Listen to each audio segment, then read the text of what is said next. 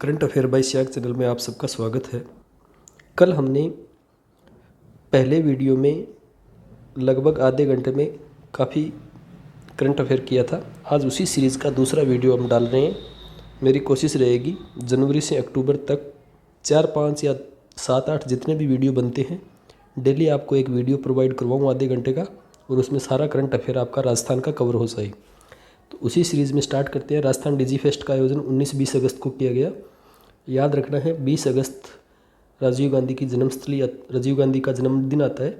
तो उसी जन्मदिन के अवसर पर लगभग डिजिटल राजस्थान की जितनी भी योजनाएं, डिजिटल योजनाएं जो भी है वो सारी 19-20 अगस्त के आसपास ही आपको मिलेगी, तो एक आइडिया लग जाएगा आपको। नेक्स्ट है कृति भारती। ये मैंने कल करवा दिया था कृति भारती, और कृति भारती का नाम आता है आपके सारथी ट्रस्ट के रूप में, सारथी ट्रस्ट के रूप में। तो सारथी ट्रस्ट की है कृति भारती। फिर एक किशनगढ़ में खुलेगी फ्लाइंग एकेडमी। किशनगढ़ में फ्लाइंग एकेडमी खुलेगी। पूरे भारत में 10 फ्लाइंग एकेडमी खुलेगी, जिसमें से एक राजस्थान के किशनगढ़ में खुलेगी। फिर है हमारे दूसरे उपराष्ट्रपति, राजस्थान के दूसरे उपराष्ट्रपति जगदीप धनखड़। जगदीप धनखड़ जी जो हैं वो दूसरे राजस्थानी हैं जो इस उपराष्ट्रपति के पद पर पहुंचे हैं, और ये राज्यसभा के सभापति भी होंगे। उपराष्ट्रपति पद राज्यसभा का सभापति होता ही है। इसके अलावा सदन का जो लोकसभा अध्यक्ष है वो राजस्थानी है, ओम बिरला जी कोटा के सांसद है। फिर हमारे पहले थे उपराष्ट्रपति राजस्थान के भैरों सिंह शेखावत, और जो जगदीप धनखड़ है इनका संबंध जो है झुंझुनू के किठाना ग्राम से है। तो किठाना ग्राम चर्चा में भी रहता है। किठाना ग्राम आपको याद रखना है किससे संबंधित है, जगदीप धनखड़ जी से। नेक्स्ट है मुख्यमंत्री राजश्री योजना। पहले ये स्वास्थ्य विभाग द्वारा लाभान्वित होती थी, अब इसको शिक्षा विभाग भी इसका लाभ देगा। इसमें कुल 45,000 रुपये मिलते हैं मुख्यमंत्री राजश्री योजना में। नेक्स्ट देखिए RSMML। RSMML क्या है? खनन क्षेत्र में काम करती है, राजस्थान की सरकारी कंपनी है जिसकी स्थापना फरवरी 2003 में हुई थी। इसके जो क्षेत्रीय केंद्र है वो 4 हैं। उदयपुर में है रॉक फॉस्फेट का, लिग्नाइट का है जयपुर में, जिप्सम का है बीकानेर में, और चूना पत्थर का है जोधपुर में। करंट का ये है कि इसमें जलिप्पा और कपूरडी को भी हैंड ओवर किया गया इसको, जो बाड़मेर में है, लिग्नाइट खनन में है। कारण क्या था? जलिप्पा और कपूरडी में निजी क्षेत्र में खनन होता था, वहाँ पर काफ़ी अनियमितताएँ आ रही थी, काफ़ी शिकायतें भी हुई थी उसकी। तो उसके लिए सरकार ने अब इसको सरकारी कंपनी को सौंप दिया। इसका जलिप्पा और कपूरडी माइंस का खनन क्षेत्र जो है जलिप्पा कपूरडी, इनको सरकारी कंपनी को हैंड ओवर कर दिया है। ये बाड़मेर में है, काफ़ी चर्चा में है, तो ध्यान रखना, एग्जाम में पूछा जा सकता है। और जलिप्पा कपूरडी लिग्नाइट खनन क्षेत्र है। नेक्स्ट है राष्ट्रीय पुस्तक न्यास नई दिल्ली में जो है उसके सदस्य बनाए गए हैं किसको? जितेंद्र जी सोनी का। राजस्थान के बेस्ट कलेक्टर है ये। और सोनी सर की पुस्तकें हैं रणखार, जिन्हें रणखार के लिए इनको साहित्य अकादमी का युवा पुरस्कार भी मिला है। इनका कहानी संग्रह है बरखमा, और इनकी जीवनी जो है यात्रा वृत्तांत जो है वो है यादावरी। ये भी काफ़ी बेस्ट बुक है यादावरी। पढ़ने का मौका मिले तो यादावरी कभी पढ़ना फ्री टाइम में। फिर रणखार जो है काफ़ी बार एग्ज़ाम्स में पूछी भी जाती है, जीके के दृष्टिकोण से भी पूछ लिया जाता है। तो राजस्थानी भाषा के जाने माने लेखक हैं जितेंद्र कुमार सोनी, प्रतिभाशाली। फिर है रामगढ़ अभ्यारण्य, देश का 52वां राष्ट्रीय अभ्यारण्य हुआ है, इसे टाइगर रिजर्व घोषित किया गया है। ठीक है, देश का 52वां टाइगर रिजर्व क्षेत्र है, 52वां, और राजस्थान का चौथा। इसके अलावा 3 और थे, चौथा अब ये बन गया रामगढ़ विस्तारी। कहाँ पर है? बूंदी में। और इसे सेंचुरी कब घोषित किया था? 1982 में। और 2021 में टाइगर अभ्यारण्य। इसका जो बफर एरिया है वो 1500 किलोमीटर का है। ये राजस्थान का अब सबसे बड़ा टाइगर रिजर्व हो जाएगा। इस टाइगर रिजर्व के मध्य में से क्या कौन सी नदी जाती है? मेज नदी जाती है। ठीक है, मेज नदी जाती है। तो इसका जो बफर एरिया है, जैसे कोर एरिया बोलते हैं, वो 1501 किलोमीटर का है। ठीक है, बफर जोन जिसमें टाइगर घूमते हैं। और ये रिजर्व क्षेत्र हो जाता है, एक बफर होता है, एक रिजर्व क्षेत्र होता है किसी भी अभ्यारण्य का। तो ये सबसे बड़ा अभ्यारण्य हो जाएगा। तो काफ़ी चर्चा में रहता है, इसलिए आपको इस पे ध्यान रखना है। नेक्स्ट है साहित्य अकादमी बाल पुरस्कार, कीर्ति शर्मा को मिला है। कीर्ति शर्मा की रचना है पानीरा रुखाला। ध्यान रखना, साहित्य अकादमी पुरस्कार 3 श्रेणियों में मिलते हैं। एक तो साहित्य अकादमी पुरस्कार, फिर है साहित्य अकादमी युवा पुरस्कार, साहित्य अकादमी बाल साहित्य पुरस्कार। 3 हैं, तीनों में ही राजस्थानी भाषा में भी मिलते हैं, तो आपको ध्यान रखना है इनका। यहाँ हम बात करते हैं बाल पुरस्कार की, जो मिला है 2021 का, तो मिला था कीर्ति शर्मा को। रचना थी इनकी पानीरा रुखाला। फर्स्ट ग्रेड में इनके बारे में काफ़ी क्वेश्चन, हर एग्जाम में 1-2 क्वेश्चन थे, तो काफ़ी इंपॉर्टेंट बन जाता है। फिर 2022 में किसको मिला है बाल साहित्य का? राजस्थानी भाषा के लिए मिला है विश्वामित्र दादीज को। कीर्ति शर्मा को राजस्थानी भाषा का है, और विश्वामित्र दादीज को मिला है वह मछलियाँ रा आंसू, मछलियाँ, ठीक है, राजस्थानी भाषा में बोलते हैं मछलियाँ रा आंसू, विश्वामित्र दादीज की पुस्तक है। हिंदी की भाषा के लिए मिला था क्षमा शर्मा को, क्षमा शर्मा की चुनिंदा बाल कहानियाँ, ये पुस्तक का उनका नाम है। सीधा आ जाए चुनिंदा बाल कहानियाँ या क्षमा शर्मा की चुनिंदा बाल कहानियाँ, हिंदी के लिए है, ये भी ध्यान रखना। ये क्या पुरस्कार दिए होते हैं तो कंफ्यूज कर देता है, कीर्ति शर्मा, क्षमा शर्मा, ठीक है। तो क्षमा शर्मा को 2022 का है हिंदी भाषा के लिए, राजस्थानी भाषा के लिए है विश्वामित्र दादीज को। शॉर्ट में याद रखना, दादीज सर को मछलियाँ आंसू के लिए बाल साहित्य पुरस्कार मिला है 2022 का। 21 का मिला था कीर्ति शर्मा को पानीरा रुखाला के लिए। आगे अन्य पुरस्कारों की भी बात आएगी। फिर है विधानसभा में 3-4 समितियों का गठन किया गया था अभी हाल ही में। तो देखो 3-4 समितियों का गठन किया गया, उसमें पहले हम थोड़ा ओवरव्यू देख लेते हैं इसका। समितियां, राजस्थान विधानसभा की टोटल समितियां होती है 22। 2 प्रकार की समितियां होती है, स्थायी और तदर्थ। स्थायी समितियां हमेशा रहती है विद्यमान, तदर्थ समितियां किसी विशेष प्रयोजन के लिए गठित की जाती है। समय समय पर कई तदर्थ समितियां गठित की जाती है विधानसभा द्वारा, जिनकी संख्या निश्चित नहीं होती। फिर स्थायी समितियों को 2 भागों में बांट दिया। एक तो वो स्थायी समितियां जो वित्तीय होती है, और एक होती है वित्त के अलावा अन्य। वित्तीय समितियां 4 है, ठीक है। राजस्थान में वित्तीय समितियां कितनी है? 4 है। इसमें पहली आती है जन लोक लेखा समिति, लोक लेखा समिति, PSC कमेटी बोलते हैं सीधा, और हिंदी में लोक लेखा समिति, जिसके हैं गुलाब चंद कटारिया अध्यक्ष बनाए गए हैं। फिर है प्राक्कलन समिति या एस्टीमेट कमेटी, ये 2 है, estimate committee 1, estimate committee B, या हिंदी में बोलोगे तो इसको बोलोगे प्राक्कलन समिति A, प्राक्कलन समिति B, जिसके एक के हैं राजेंद्र पारिक, B के हैं दयाराम परमार। और ये 3 नियुक्तियां की गई थी। बाद में एक और नियुक्ति हो जाती है, वो है एक है सरकारी उपक्रम समिति, यहाँ लिख देता हूँ सरकारी उपक्रम समिति, जो हमारे जैसे RSMML का हमने जिक्र किया, वैसे जो सरकारी कंपनियां हैं राजस्थान गवर्नमेंट की, उनकी ऑडिट या उनकी लेखा जोखा के लिए सरकारी उपक्रम समिति होती है। उसके जो हेड बनाए गए हैं वो है गोविंद सिंह डोटासरा। तो ये 4 समितियां तो एग्ज़ाम में पूछ ही ली जाती है, तो इनका भी आपको ध्यान रखना है।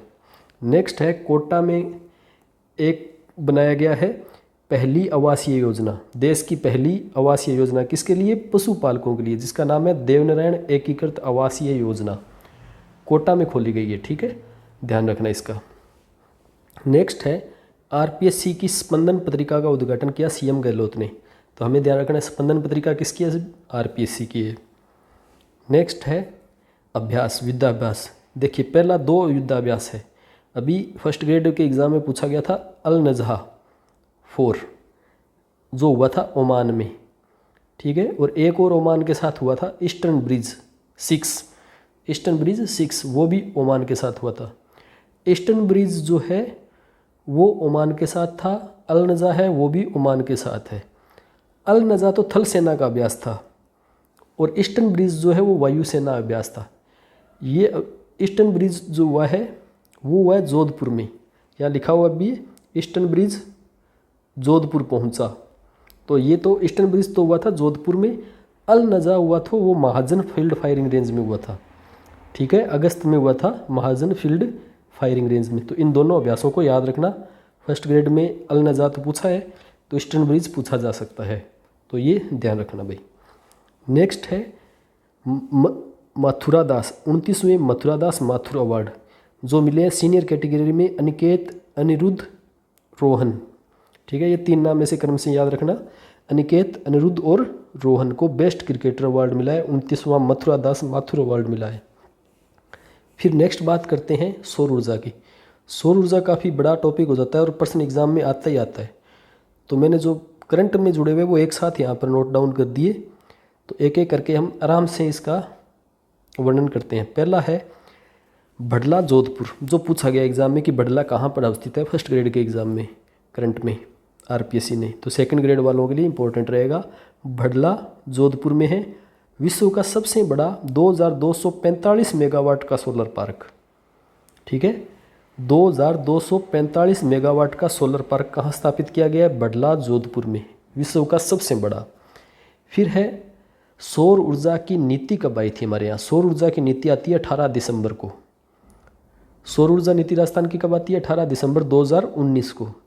और इसी के साथ पवन और हाइब्रिड ऊर्जा नीति भी आती है 18 दिसंबर 2019 को। दो नीतियाँ हैं ये, सौर ऊर्जा नीति और पवन व हाइब्रिड सौर ऊर्जा नीति, पवन व हाइब्रिड ऊर्जा नीति, ये भी 18 दिसंबर 2019 की है। हाइब्रिड ऊर्जा नीति कौन सी होती है भाई? सौर ऊर्जा समझ गए, पवन ऊर्जा समझ गए, हाइब्रिड होती है जहाँ पवन व सौर ऊर्जा दोनों का मिक्सचर होता है, दोनों ही लगाई जाए। जैसे ये सोलर प्लेटें हैं, इनमें साथ साथ में पवन ऊर्जा के टावर भी लगा दिए जाए, तो वो होती है हाइब्रिड। हाइब्रिड ऊर्जा जो है हमारे यहाँ पर वो स्थापित की गई है जैसलमेर में। कौन सी फर्म द्वारा? अडानी फर्म द्वारा। ठीक है, वहाँ पर 390 मेगावाट का पवन ऊर्जा संयंत्र लगाया जा रहा है। और यहीं पर जो बागा गांव चर्चित रहा था इस बार, उस बागा गांव में 1000 मेगावाट का सौर ऊर्जा प्लांट लगाया जा रहा है। तो इस दोनों को मिलाकर बोल दिया हाइब्रिड। ठीक है, तो हाइब्रिड का अडानी फर्म लगा रही है, अडानी रिन्यूएबल एनर्जी लिमिटेड नाम है इसका, वो लगा रही है जैसलमेर में। तो कंफ्यूज मत होना, किताबों में केयू में अलग अलग दिया होता है। जो अडानी का 390 मेगावाट का है वो तो ओनली पवन ऊर्जा का है, बाकी 1000 मेगावाट का लगेगा जैसलमेर में ही बागा गांव में, वो सौर ऊर्जा का लगेगा, वहीं पर लगेगा 390 मेगावाट का पवन ऊर्जा का। तो हाइब्रिड ऊर्जा का ये 390 मेगावाट का याद रखना। नेक्स्ट है राजस्थान की सौर ऊर्जा नीति में लक्ष्य कितना रखा गया? 30 गीगावाट का लक्ष्य रखा गया है। ठीक है, 30 गीगावाट का लक्ष्य रखा गया है। फिर राजस्थान अभी 10 गीगावाट से अधिक ऊर्जा स्थापित करने वाला देश का पहला राज्य बना है। ये भी एग्जाम में पूछा जाता है कि 10 गीगावाट की क्षमता किस राज्य ने हासिल की है और फर्स्ट रैंक पर आ गया सौर ऊर्जा उत्पादन में, तो वो है राजस्थान।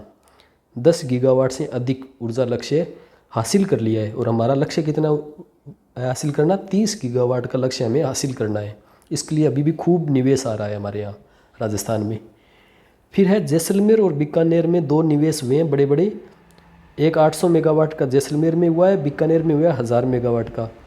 ये निवेश प्रस्तावों को स्वीकृति दी गई है, तो जैसलमेर में लगेगा 800 मेगावाट का।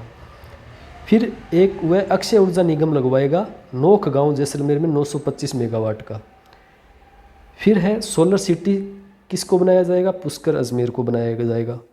हाल ही में सौर ऊर्जा के क्षेत्र में काम करने वाले निगम जो है अक्षय ऊर्जा निगम, उसको 5 पुरस्कार मिले हैं। अगस्त में मिले हैं, 2022 में 5 पुरस्कार मिले हैं इसको, तो सोलर सिटी पुष्कर में। और ये मैंने बता दिया आपको, फर्स्ट रैंक है राजस्थान। अब एक और ध्यान रखना, राजस्थान में जब 325 दिन सौर ऊर्जा प्राप्त होती है, ठीक है, साल में पूरे 325 दिन सौर ऊर्जा में प्राप्त होती है। अगर हम बात करें सौर ऊर्जा के क्षेत्र में कौन पहला नंबर है? राजस्थान पहले नंबर पर है। लेकिन घर की छत पर रूफ टॉप जो सौर ऊर्जा लगती है उस मामले में हम दूसरे नंबर पर हैं। ठीक है, रूफ टॉप में हम दूसरे नंबर पर हैं। रूफ टॉप में सबसे ज़्यादा किस कहाँ लगाए जाए? वहाँ गुजरात में लगाए गए, हम आते हैं दूसरे नंबर पर। तो ये भी इम्पोर्टेंट रह जाता है। सौर ऊर्जा के ओवरऑल हम पहले नंबर पर हैं। फिर हमारे यहाँ टोटल कितनी सौर ऊर्जा उत्पादित हो रही है अभी हाल में? 10,560 मेगावाट, मतलब 10 गीगावाट से ज़्यादा। 10 गीगावाट से ज़्यादा या 10,560, ये कई किताबों में गलत भी मिल सकता है, लेकिन ये एग्जिट साइट से लिया गया आंकड़ा है। और वैसे भी ये आप फोटो देख रहे हो तो इसमें राजस्थान सरकार की DPIP से ये मैंने लिया था। तो 10,560 एग्जिट आंकड़ा है अब वर्तमान का, 325 डे का होता है। आशा करता हूँ आपको ये समझ में आया होगा। नेक्स्ट है जोयन गांव। जोयन गांव क्यों चर्चा में है? यहाँ पे जुरासिक काल के जीवाश्म मिले हैं। जोयन गांव कहाँ है? जैसलमेर में है। फिर है भीलवाड़ा में मिले हैं लोहे के भंडार। भीलवाड़ा के लोहे के भंडार कहाँ मिला है? धुलखेड़ा और जोपिया गांव में। धुलखेड़ा और जोपिया गांव में लोहे के भंडार मिले हैं। इसके साथ ही सोने के भंडार मेरे यहाँ कहाँ मिले थे? राजस्थान के बूकिया में मिले थे, बांसवाड़ा में। हाल ही में मिले थे बूकिया में, बांसवाड़ा में। यूरेनियम कहाँ खोजा गया है? सीकर के खंडेला के रोहिल क्षेत्र में। रोहिल क्षेत्र नाम याद रखना, खंडेला पहाड़ी आ जाएगा या तो रोहिल क्षेत्र आ जाएगा, जहाँ यूरेनियम, इसकी तो इंटेंट लेटर भी जारी हो चुका है रोहिल, इसका तो यूरेनियम का तो। और सबसे ज़्यादा जो है यूरेनियम वर्तमान में काफ़ी कीमती खनिज है, जिससे एक यूरेनियम की छोटी सी मात्रा से काफ़ी बिजली उत्पादित की जा सकती है। राजस्थान के और भारत के लिए ये काफ़ी अच्छी बात भी है यूरेनियम राजस्थान में मिलना।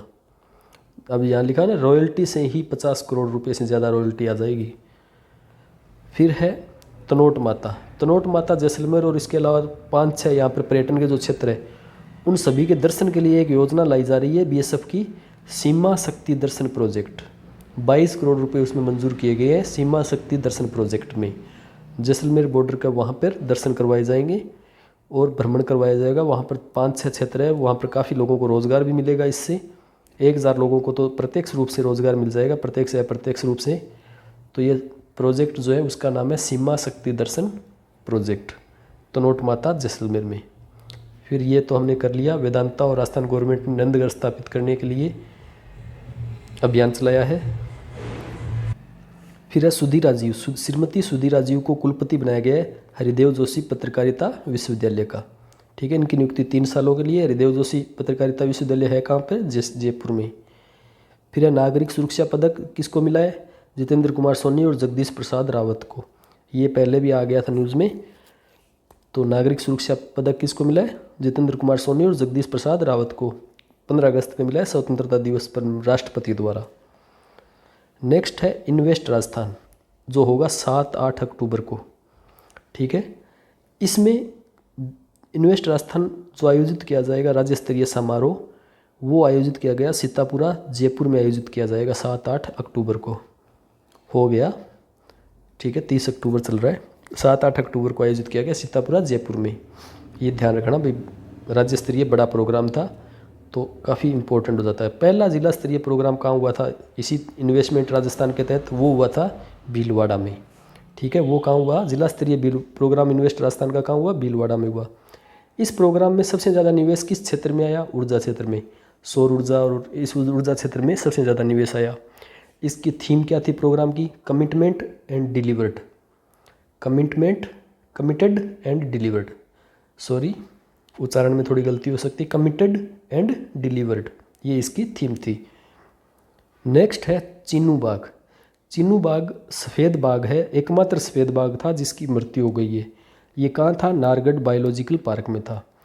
राजस्थान में लेपर्ड सफारी कहाँ होती है? पहला सेंटर था लेपर्ड सफारी का जालाना जयपुर में। दूसरा सेंटर बनाया गया था जवाई में, पाली में। और तीसरा बनाया गया जयपुर में ही, नारगढ़ और जालाना के बीच में है आमगढ़ या आमागढ़ बोलते हैं इसको, जयपुर में। वहाँ 22 मई को उद्घाटन हुआ था इसका, तो आमागढ़ का तो जयपुर में। तो 3 ये जो है वो लेपर्ड पार्क है, लेपर्ड सफारी पार्क है। और राजस्थान का पहला बर्ड पार्क कौन सा है? गुलाब बाग, उदयपुर में। ठीक है, गुलाब बाग जो था वो उदयपुर का है। नेक्स्ट है विजय वर्मा को डॉक्टर कोमल कोठारी स्मृति लाइफ टाइम अचीवमेंट अवार्ड मिला था। फर्स्ट ग्रेड में इसको काफ़ी कठिन प्रश्न माना गया था, जो आया भी था, शायद पहले पेपर में आया था, 13 तारीख को हुआ था, उसमें आया था। कोमल कोठारी स्मृति लाइफ टाइम अवार्ड जो है वो मिला था विजय वर्मा को। ठीक है, और ये पुरस्कार देता कौन है? कोमल कोठारी। ये देता है पश्चिमी क्षेत्र सांस्कृतिक कला केंद्र, पश्चिमी क्षेत्र सांस्कृतिक कला केंद्र के द्वारा दिया जाता है। जिसके अध्यक्ष कौन होते हैं? गवर्नर होते हैं। ये भी ध्यान रखना भाई, जिसके अध्यक्ष गवर्नर होते हैं। फिर है यूएन की रिपोर्ट आई है, दुनिया का सबसे ज़्यादा शोर मतलब ध्वनि प्रदूषण वाला शहर कौन सा है? मुरादाबाद। इस रिपोर्ट में 5 देश के शहरों के नाम थे। मुरादाबाद सेकंड पोजीशन पे था पूरी दुनिया में सबसे ज़्यादा ध्वनि प्रदूषण में, दूसरे नंबर पर मुरादाबाद। और इसके साथ ही इस 5 शहरों में एक राजस्थान के शहर का नाम था जो था जयपुर। 84 डेसिबल के ध्वनि प्रदूषण यहाँ पर होता है। इसी के साथ एक है वायु गुणवत्ता रिपोर्ट, उसमें राजस्थान के भिवाड़ी शहर को सबसे ज़्यादा प्रदूषित माना गया था। ये भी ध्यान रखना भाई, भिवाड़ी शहर को सबसे प्रदूषित माना। ये ध्वनि वाली रिपोर्ट तो है वो तो 2022 की है, और वायु गुणवत्ता रिपोर्ट है वो 2021 की थी। फिर है 14वें उपराष्ट्रपति बनाए गए हैं जगदीप धनखड़, इनके बारे में काफ़ी हमने वर्णन कर लिया है पीछे। फिर है देश का पहला hybrid wind solar power plant में बिजली उत्पादन शुरू, 25 साल का। ये 390 मेगावाट, अभी मैंने ऊपर आपको समझाया भी था इसके बारे में, 390 मेगावाट का। तो ये सहायक कंपनी लगा रही है Adani hybrid energy Jaisalmer one limited की ओर से लगाया जा रहा है ये प्लांट 390 मेगावाट का। 25 साल के लिए ये MOU सिग्नेचर हुआ है। फिर है व्यास ने राजा को झुकाने के लिए मारवाड़ यूथ लीग बनाई। ये मुझे काफ़ी इंटरेस्टिंग लगी और काफ़ी ऐसी न्यूज़ है जो मैं देखता भी रहता हूँ, आप भी पढ़ने की आदत डाल सकते हैं इनको। देखिए इसमें क्या है, मारवाड़ हितकारिणी सभा हमारे सिलेबस में है तो इसलिए मैंने इसको नोट डाउन कर लिया। मैंने सोचा ये भी बीच में हो जाएगी। मारवाड़ हितकारिणी सभा बनाई गई जैनयन व्यास द्वारा। 1929 में इस सभा को क्या कर दिया गया, प्रतिबंधित कर दिया गया। फिर 10 मई 1931 को इन्होंने वापस एक नई संस्था बनाई जिसका नाम था मारवाड़ यूथ लीग, उसको 1932 में अवैध घोषित कर दिया। फिर इन्होंने 1934 में आखिरकार जोधपुर प्रजामंडल का गठन किया, लेकिन जोधपुर प्रजामंडल को भी 1937 में दीपावली के दिन अवैध घोषित कर दिया। फिर ये सिलसिला चलता रहा और 21 जून 1947 को हनुमंत सिंह बनाए थे, जिनकी कहानी काफ़ी चर्चित है KP मेनन के साथ, और वे तो वो कहानी तो मैं कभी आपको बाद में बताऊंगा। हनुमंत सिंह एक पिस्टल रखते थे पेन जैसी। हनुमंत सिंह राजस्थान के ऐसे राजा था जिनके पास खुद का निजी प्लेन भी था। 14 नवंबर 1947 को इन्होंने हनुमंत सिंह के बनने के बाद विधानसभा विरोधी दिवस भी मनाया था राजस्थान में। और जब आपको पता है कि 30 मार्च 1949 का राजस्थान का लास्ट में जोधपुर का विलय हो गया था हमारे राजस्थान में। तो ये थी, तो कई बार एग्ज़ाम में याद रह भी जाए तो इसलिए आपको मैंने बता दी। 1931 में मारवाड़ यूथ लीग। फिर है नेक्स्ट है सौर ऊर्जा क्षेत्र में, ये पहले हमने शायद कवर कर लिया। राजस्थान पहले स्थान पर आ गया, 10 गीगावाट की ऊर्जा उत्पादन क्षमता के बाद 10,560 मेगावाट की क्षमता को हासिल कर लिया, जो देश की 20% से अधिक क्षमता है। प्रश्न सीधा आ जाए कि राजस्थान पूरे देश की सौर ऊर्जा का कितना % उत्पादित कर रहा है, तो वो है 20%। 100 में से 20% हिस्सा राजस्थान अकेला उत्पादित कर रहा है। और राजस्थान ने किसको पछाड़ा है भाई, कर्नाटक और गुजरात को पछाड़कर पहले स्थान पर आया है राजस्थान की क्षमता देश के कुल क्षमता के 20% से अधिक हो गई है। फिर है राजस्थान फिल्म पर्यटन प्रोत्साहन नीति 2022, इसको जारी किया गया। फिर एक और योजना थी मुख्यमंत्री निःशुल्क निरोगी राजस्थान योजना, जो किसके लिए चलाई गई भाई, ये चलाई गई फ्री IPD OPD के लिए। जो हम हॉस्पिटल में जाते हैं तो उस समय जो एक रसीद कटती है 5 या 10 रुपये की, उसको अब बिल्कुल शून्य कर दिया गया है। ठीक है, 1 मई से ये योजना शुरू होगी। 1 मई से शुरू हुई थी 2022 को। तो इसका फ्री जो किया गया उसके योजना का नाम है मुख्यमंत्री निःशुल्क निरोगी राजस्थान योजना। फिर राजस्थान पहला राज्य बनाया जिसने L रूट सर्वर स्थापित किया है। पूरे देश में पहला राज्य है जिसने L रूट सर्वर, ठीक है, L रूट सर्वर स्थापित किया है। ये होता क्या है L रूट सर्वर और किस संस्था के सहयोग से ये किया है, ICANN के सहयोग से। फुल नाम तो इसका, ये अंतर्राष्ट्रीय संस्था है जो इंटरनेट की निगरानी रखती है और रूट सर्वर जारी करती है। वो है, इनका नाम कुछ ऐसा ही होगा, international confederation association names and number. ठीक है, तो ये बांबासा स्टेट डाटा सेंटर बनाया गया है, उसके साथ L रूट सर्वर को जोड़ा गया है। उसका फ़ायदा हमें ये मिलेगा राजस्थान को L रूट सर्वर का, कि हमारे यहाँ पर कोई भी देश में चाहे इंटरनेट बंद हो जाए, प्राकृतिक आपदा आ जाए, कुछ भी हो जाए, जो भी तकनीकी, जैसे अब मान लो हुआ था अभी यूक्रेन में, तो यूक्रेन में इंटरनेट बाधित हुआ था तो एलन मस्क ने इंटरनेट उपलब्ध करवाया था। वहाँ पर एलन मस्क द्वारा सैटेलाइट इंटरनेट की व्यवस्था की गई थी। वैसी कंडीशन न हो हमारे यहाँ पर, इंटरनेट बाधित कभी भी नहीं हो, तो उसके लिए राज्य सरकार ने अपना खुद का L रूट सर्वर स्थापित किया है ICANN के सहयोग से। और यहाँ पर एक डाटा सेंटर बनाया है, बामासा स्टेट डाटा सेंटर, वो एनी टाइम चलता रहेगा। उसके साथ जो राजस्थान के जितने भी सरकारी उपक्रम हैं वो जुड़े हुए हैं, जैसे ई मित्रा है, जन आधार कार्ड है, जन सूचना पोर्टल है, वैसे जो जन आधार कार्ड से जुड़े हुए हैं वो चीज़ें चलती रहेगी हमारे यहाँ पर। और हमेशा एक हमारे पास अल्टरनेटिव उपयोग में होगा। फिर है न्यायाधीश शिंदे की नियुक्ति, जो 39 में बने थे। और 40 में कौन बने थे ये आपको कमेंट बॉक्स में बताना है, मैंने पहले बता रखा है आपको।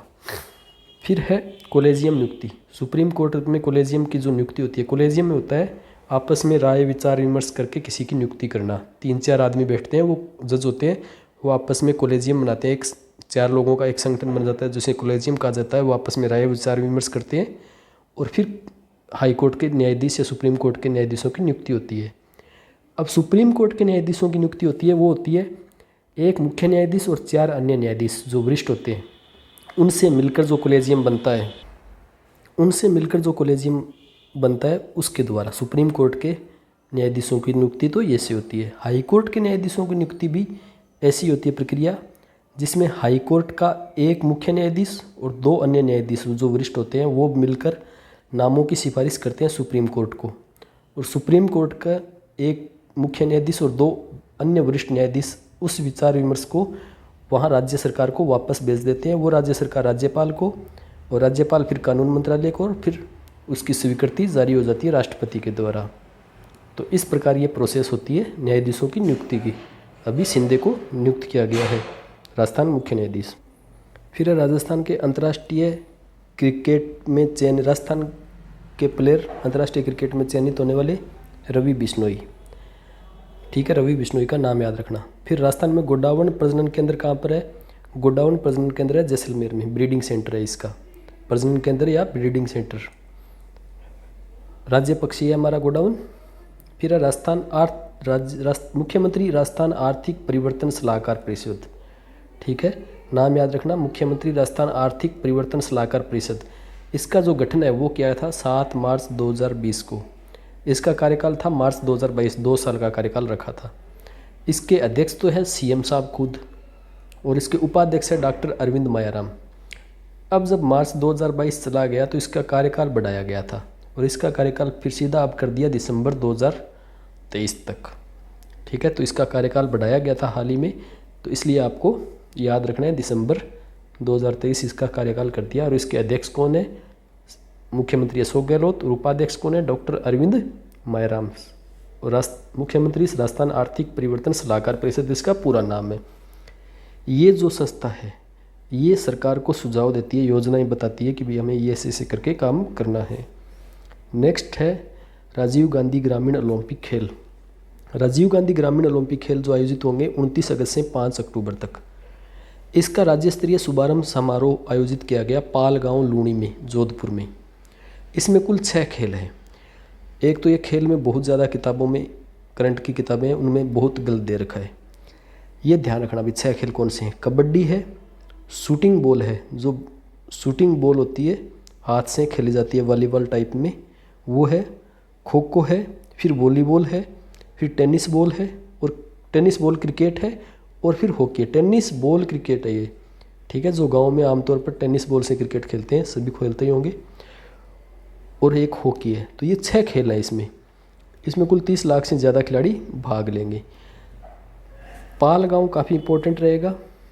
और एक आता है सलाल कल्ला गांव जोधपुर का।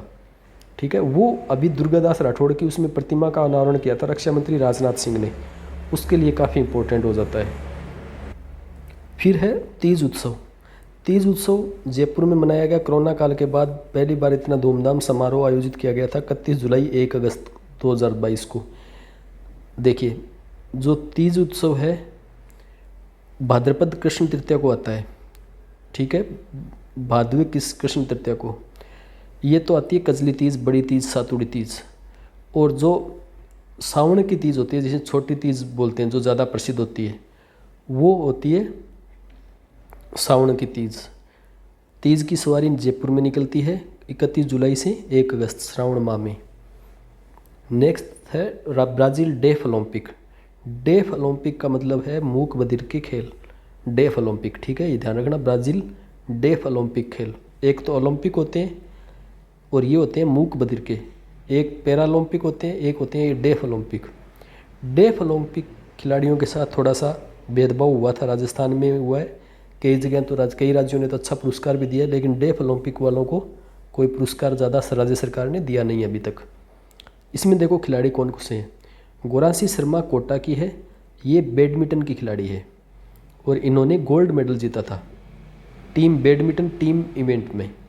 फिर एक खिलाड़ी है जयपुर के अभिनव शर्मा, जिन्होंने 2 स्वर्ण जीते और 1 कांस्य जीता, ये भी बैडमिंटन के शटलर है, बैडमिंटन के खिलाड़ी है। एक खिलाड़ी है बीकानेर की वेदिका शर्मा, जिन्होंने राइफल शूटिंग में 10 मीटर की शूटिंग में कांस्य पदक जीता है। इन 3 खिलाड़ियों ने मेडल जीते हैं, तो ये भी ध्यान रखना, और इनके खेल भी और इनके जिले भी। और करंट वो है कि एक बार अगर आप देख भी लेते हो तो वहाँ पर एक आइडिया लग जाता है एग्ज़ाम टाइम में, तो आप एक बार पढ़ ज़रूर लें इनको। फिर नेक्स्ट है राज्य सूचना आयोग।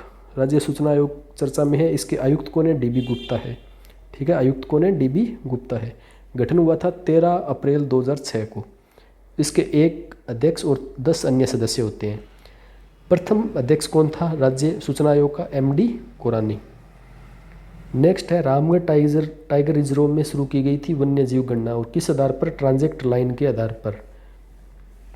फिर है वेटलैंड रिजर्व क्षेत्र बनाया जाएगा पाली रायपुर के बाटेलाव तालाब को, अभी बनाया नहीं है, बनाया जाएगा पाली रायपुर के बाटेलाव तालाब। तो एग्जाम में सीधा ही पूछ लिया जाए बाटेलाव तालाब कहाँ का प्रसिद्ध है? रायपुर पाली का। और वेटलैंड रिजर्व क्षेत्र राजस्थान में कितने हैं? 2 हैं। अभी पूरे भारत में 75 वेटलैंड क्षेत्र बनाए गए थे, और सबसे ज़्यादा वेटलैंड क्षेत्र कहाँ है ये आप बताना। फिर है सांबर और केवलादेव राजस्थान के 2 वेटलैंड क्षेत्र है, यह आ गया। पहले हमने देखा था साहित्य अकादमी बाल पुरस्कार, अब ये है साहित्य अकादमी युवा पुरस्कार 2022। हिंदी भाषा के लिए दिया गया था भगवत अनमेल को प्रेम के लिए। राजस्थान के एग्ज़ाम के हमारे लिए इंपॉर्टेंट हो जाता है आशीष पुरोहित ओनाण के लिए, इनके कविता संग्रह था ओनाण, एनाण के लिए, ठीक है। राजस्थानी भाषा का पुरोहित जोई को, ऐसे याद रखना किसके लिए? एनाण के लिए। तो ये इंपॉर्टेंट हो जाता है। चलिए दोस्तों, आज का वीडियो यहीं स्टार्ट करते हैं, नेक्स्ट वीडियो में कल मिलेंगे। आशा करता हूँ कि आपके लिए कोशिश यही रहेगी कि डेली एक वीडियो लाया जाए, और आपके 2nd ग्रेड और 3rd ग्रेड का जो भी राजस्थान का एग्ज़ाम, EO का एग्ज़ाम है, सब एग्ज़ाम में ये करंट जीके ज़रूर काम आए। और तो डेली मेरी कोशिश रहेगा आधा घंटे की वीडियो देने की।